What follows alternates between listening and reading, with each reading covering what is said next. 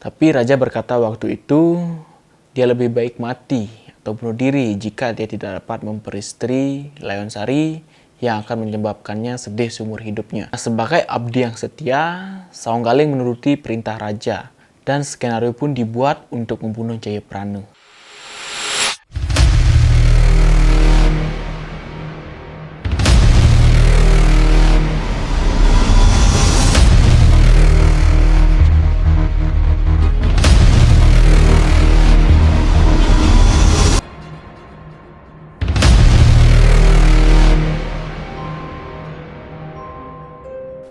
Halo sob, kembali lagi bersama gua di channel Limba King. Jadi kali ini gua akan membahas masalah percintaan legenda di Bali.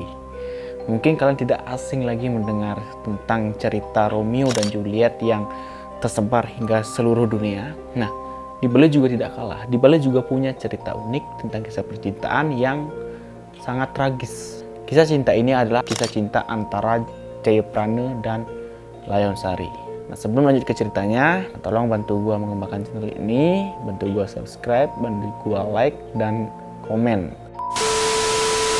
Nah, pada zaman dulu di daerah utara Pulau Bali, tepatnya di Kabupaten Buleleng, ada sebuah kerajaan. Ya, nama kerajaannya adalah Wanekling Kaliangat. Di kerajaan itu hiduplah sebuah keluarga yang sangat sederhana, yang terdiri dari pasangan suami istri, 2 anak laki-laki dan 1 anak perempuan. Nah, disebutkan di kerajaan Wanekling Kaliangat ini mengalami wabah yang namanya wabah gerubung dan menyebabkan banyak warganya meninggal. Nah, keluarga sederhana ini pun ikut terkena wabah. Jadi semua anggotanya meninggal, ayahnya, ibunya, bahkan saudaranya, dan hanya tersisa si bungsu, yaitu si Nyoman Jayaprana. Nah, Raja Kaliangat waktu itu juga merasakan duka yang sangat mendalam, sehingga raja memutuskan untuk berkeliling dan mengunjungi rakyatnya. Nah, pada saat berkunjung di salah satu rakyatnya, kebetulan itu adalah keluarga Jayaprana, sang raja merasa tertarik dengan Jayaprana karena tengah menangisi kedua orang tuanya yang telah meninggal dan kedua saudaranya juga yang meninggal. Nah, raja waktu itu merasa iba dan teringat tentang mendiang anaknya yang sudah meninggal. Jadi raja waktu itu langsung menjadikan Jayaprana sebagai anak angkat. Nah, setelah diangkat oleh sang raja, Jayaprana hidup di kalangan kerajaan.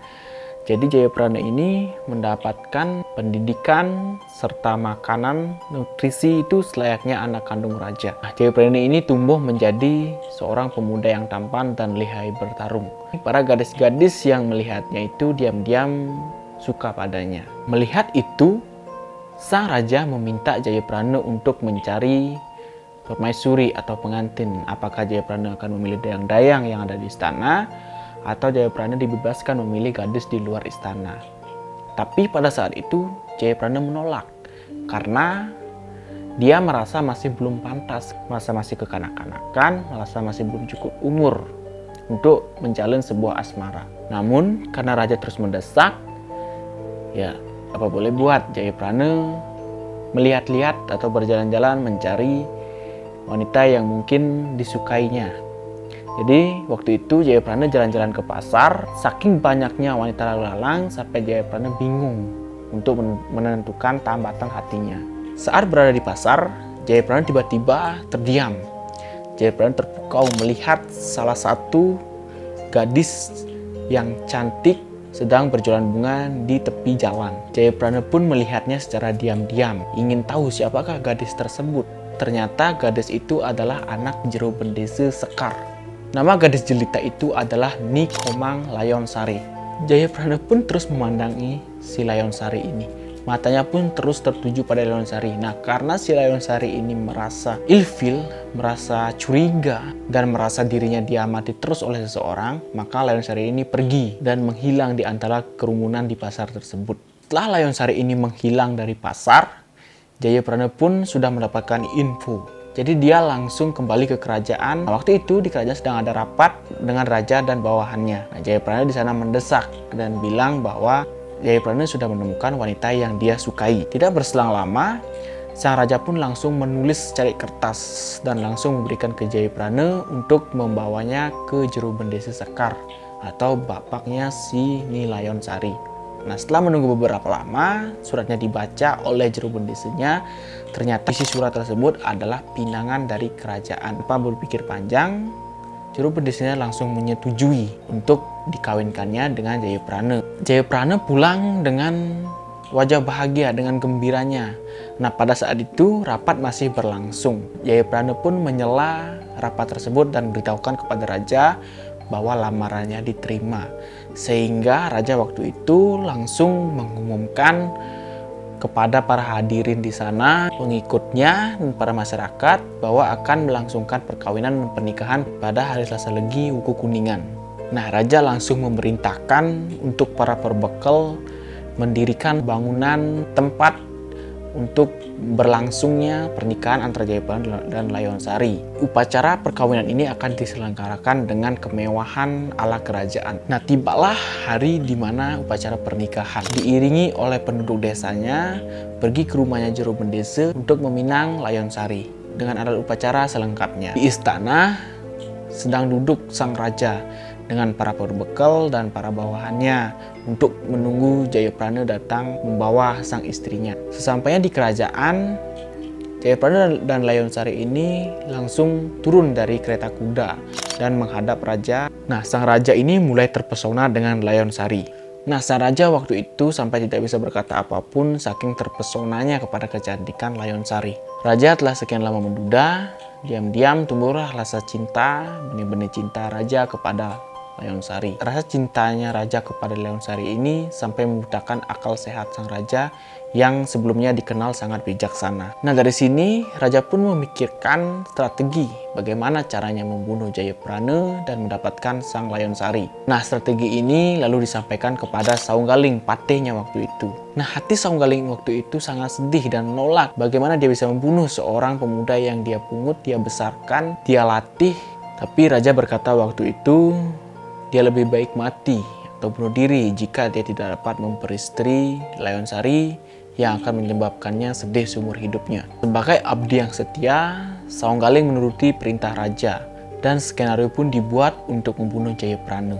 Nah, di sini raja menitahkan atau memerintahkan Jayaprana agar pergi dengan rombongan ke Teluk Terima untuk menyelidiki perahu yang hancur dan orang Bajo yang menembaki binatang-binatang di Pegulon. Pada hari ke-7 bulan madunya, utusan raja datang ke rumahnya Jayaprana untuk menyuruh sang Jayaprana agar cepat menghadap kepada raja. Jayaprana pun bergegas ke istana. Sesampainya di kerajaan, raja menceritakan di perbatasan kerajaan itu ada pemberontakan.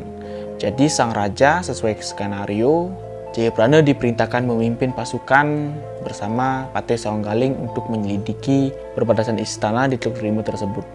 Nah, sepulangnya dari istana, Jayaprana pun menceritakan semuanya kepada istrinya. Malam harinya, si Layon Sari ini bermimpi rumahnya hanyut karena banjir besar. Ia kemudian terbangun dari mimpinya dan menceritakan kepada sang suami. Dia meminta untuk keberangkatannya besok agar dibatalkan karena dia merasa mimpinya itu adalah firasat buruk untuk keluarganya. Tapi Jayaprana tidak berani menolak perintah raja. Dia tetap bersikukuh dan menenangkan istrinya dengan berucap bahwa hidup dan mati itu adalah di tangan Ida Sang Yang Widiwasa. Pagi harinya, Jayaprana pun berangkat ke Teluk Terima. Nah, di tengah kebingungannya, Jayaprana pun bertanya, "Wahai engkau Patih, kenapa engkau begitu ingin membunuhku?" Nah, pada saat itu, Saunggaling pun memberikan Jayaprana sepucuk surat. Isi suratnya adalah, "Hai engkau Jayaprana, manusia tiada guna, berjalan-jalanlah engkau. Akulah yang menyuruh untuk membunuhmu. Dosamu sangat amat besar. Engkau melebihi tingkah raja. Istrimu sungguh milik orang besar. Kuambil kujadikan istri raja. Serahkanlah jiwamu sekarang, janganlah melawan. Layon Sari jangan kau kenang, ku peristri hingga akhir zaman." Seusainya membaca surat tersebut, Jayaprana pun langsung menangis sesegukan dan dia pun berkata, "Lakukanlah Patih, bila ini memang titah raja, hamba siap dicabut nyawanya demi kepentingan raja. Dahulu beliaulah yang merawat hamba, kini beliau pula yang mencabut nyawa hamba."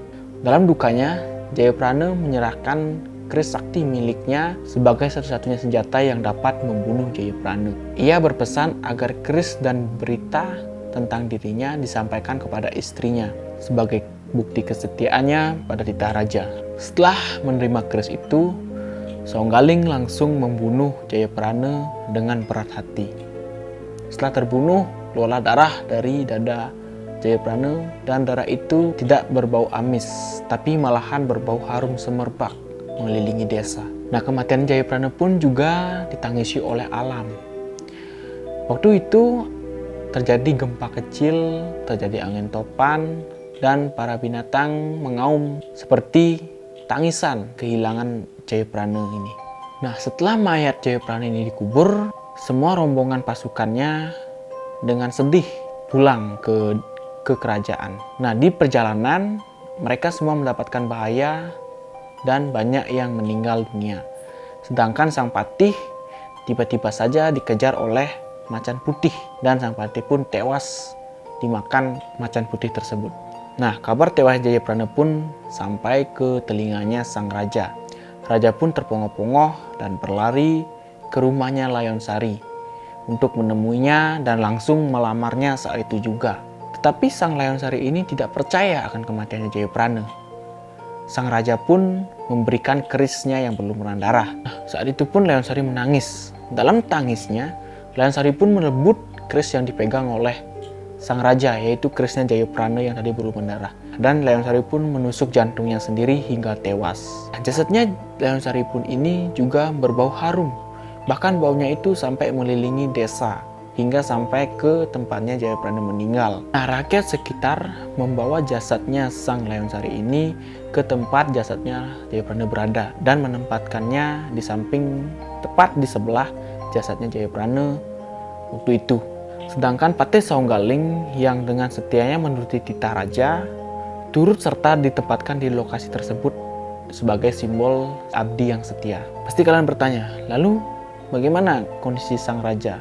Nah, melihat tragedi saat Layonsari menikam dirinya dengan keris dan dilandasi hati yang hancur luluh, raja pun gelap mata dan membunuh semua pengiringnya yang ia temui tanpa dapat mengendalikan dirinya. Nah, setelah mati pengiringnya, sang raja pun kembali ke istana dan membunuh semua isi istana. Nah, setelah itu raja menikamkan keris kepada dirinya sendiri sehingga raja pun wafat dengan sendirinya. Nah, pengikut setia raja ini tidak percaya bahwa raja itu bunuh diri, tetapi dibunuh oleh rakyatnya.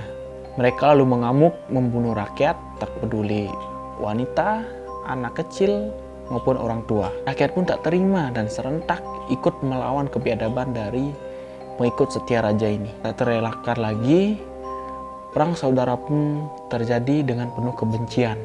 Akhirnya seluruh rakyat Kaliangat tewas dalam perang itu. Nah, begitulah dalam sehari kerajaan Kaliangat yang berada di Buleleng Utara ini musnah dan bergelimbangan mayat manusia. Konon lama-kelamaan kerajaan Kaliangat ini berubah menjadi hutan belantara hingga akhirnya dibuka kembali oleh warga lain dan menetap di sini di desa Kaliangat hingga kini. Oke, sekian pembahasan dan cerita gua hari ini tentang kisah cinta Jayaprana dan Layonsari. Semoga bisa menghibur. Jika kalian suka, kalian boleh like dan share video ini. Dan jika ada kata-kata gua yang miss, kalian bisa tambahkan di kolom komentar. Thank you yang kalian sudah menonton. Semoga gue bisa lebih baik ke depannya dalam menyampaikan informasi. See you. Bye.